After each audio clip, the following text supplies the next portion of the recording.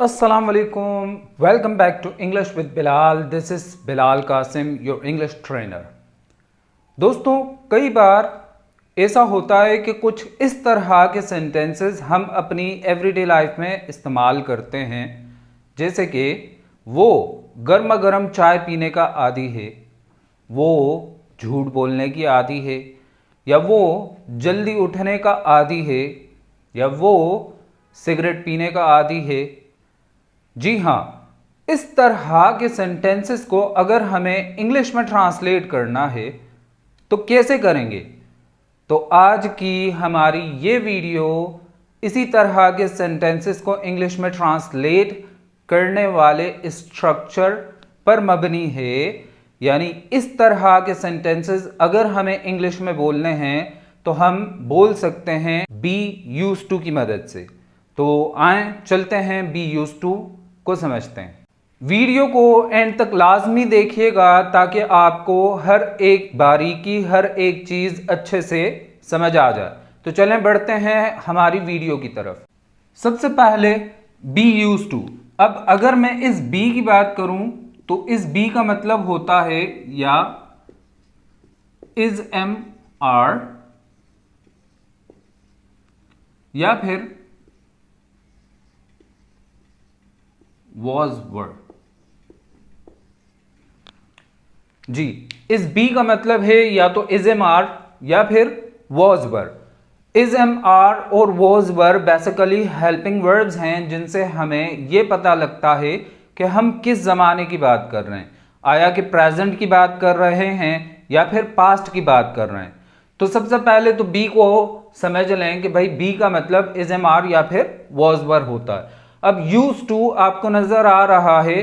अब शायद आप सोच रहे हों कि सर यूज का मतलब तो इस्तेमाल करना होता है, मगर यहां पर यूज का मतलब इस्तेमाल करना नहीं है, बल्कि इस पूरे स्ट्रक्चर का मतलब है आदि हूं या आदि था। यानी इंग्लिश में हमें इस तरह के सेंटेंसेस कहने हैं कि वो या मैं किसी चीज का भी आदि हूं तो हमें यूज करना पड़ेगा बी यूज टू। जी हां दोस्तों, तो आए देख लेते हैं कि कब, यानी यूजेज देख लेते हैं कि कब और किस सिचुएशन में हम बी यूज टू का इस्तेमाल करते हैं।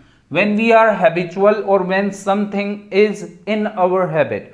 जब हम किसी चीज के आदी होते हैं या कोई चीज हमारी आदत होती है और हम वो चीज आदत के मुताबिक करते हैं तो तब हम बी यूज टू का इस्तेमाल करते हैं।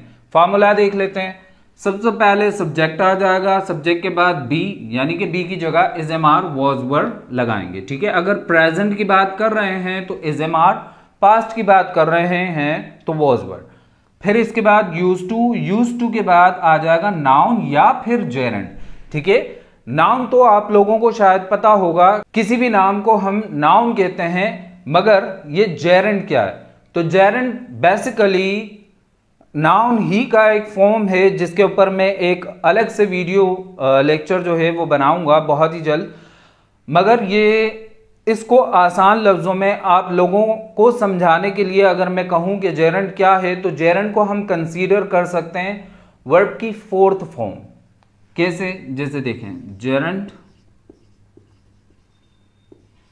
Is equal to verb plus ING, यानी कि जो हमारी वर्ब प्लस आईएनजी होती है उसको हम जेरेंड कह सकते हैं। ठीक है, वर्ब की जो आईएनजी फॉर्म होती है वो जेरेंड होती है। फिलहाल के लिए आप जो है वो जेरेंड को ऐसे जहन में रखें।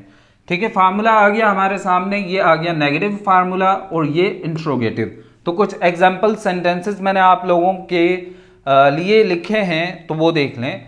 आई am used to sleeping late.